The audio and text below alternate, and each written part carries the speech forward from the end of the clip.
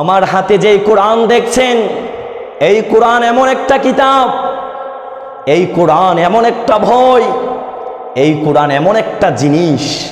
পৃথিবীর সমস্ত বইয়ের মধ্যে ভুল থাকতে পারে, ত্রুটি থাকতে পারে, কিন্তু এই কুরআনুল কারীমের মধ্যে বিন্দু পরিমাণ ভুল নাই। আমার আল্লাহ চ্যালেঞ্জ করে বলে দিয়েছেন, যালিকাল কিতাব, এই কিতাবের মধ্যে কোনো সন্দেহ নাই, ভুল থাকবে দূরের কথা।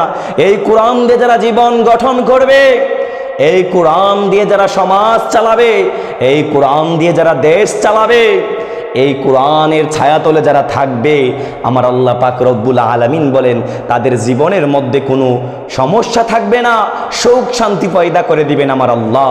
আমার আল্লাহ এই কোরআনকে ভালোবাসলে, এই কোরআন দিয়ে জীবন গঠন করলে, এই কোরআনের ছায়াতলে থাকলে আপনার আল্লাহ, আমার আল্লাহ আপনাকে আমাকে কেমন সম্মান দিবে আপনি জানেন?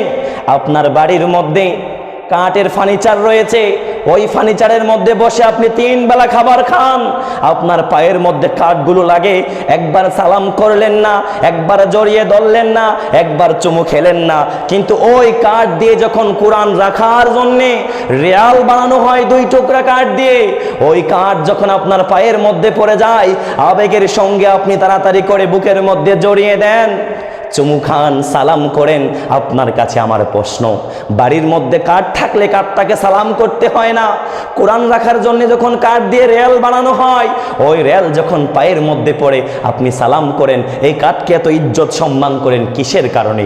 একমাত্র কোরআনের কারণে। এই কোরআনের সঙ্গে কাঠ লেগে থাকার কারণে।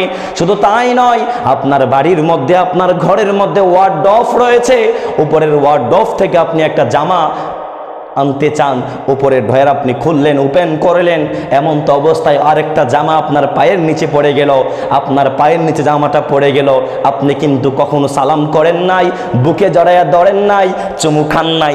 যখন ওই কাপড় দিয়ে, ওই 2 টুকরা কাপড় দিয়ে যখন কোরআনের কাবার কিংবা কাবার রাখানো হয়, কোরআনের যেটাকে বলা হয় গিলাফ, এই গিলাফ যখন বানানো হয়, কোরআনের কভার যখন বানানো হয়, ওই কভার যখন আপনার পায়ের মধ্যে লেগে যায়, তখন আপনি আবেগের সঙ্গে জড়িয়ে ধরে চুমু খান, সালাম করেন, বুকে জড়িয়ে ধরেন। আপনার কাছে আমার প্রশ্ন, 2 টুকরা কাঠের দাম, 2 টুকরা কাপড়ের দাম এত বাড়লো কিসের কারণে?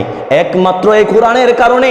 যদি আপনি আমি এই কোরআনকে শিখি, এই কোরআনকে বুঝি, এই কোরআন দিয়ে জীবন গঠন করি, আল্লাহ পাক রব্বুল আলামিন কি আপনার আমাকে সম্মান বাড়িয়ে দিবেন না? সম্মান বাড়িয়ে দিবেন না? দিবে ভাই। আসুন মিলেমিশে এই কোরআনকে আমরা শিখার মতো শিখি, এই কোরআনকে আমরা ভালোবাসি, কোরআনের ছায়াতলে আমরা থাকি।